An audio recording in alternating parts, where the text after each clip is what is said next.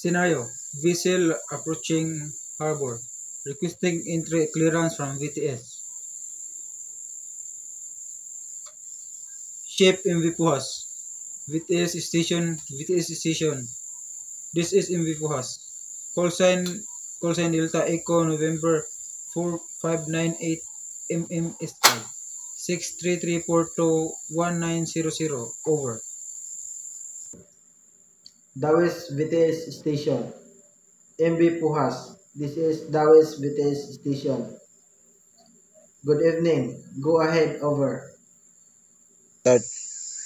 Ship MV Pujas. VTS station. MV Pujas is 5 nautical miles southeast of your station.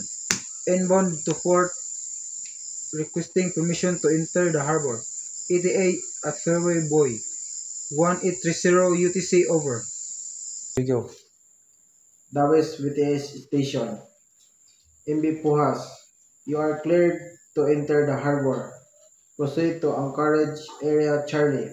Maintain listening watch on VHF channel 16 and 12. Report when anchored. Over. This is ship MV Pujas. Roger. Cleared to enter the harbor. Proceeding to Anchorage Area Charlie. Will report when anchored. MV Pujas out. This is Dawes Vites Station. Dawes Vites Station out.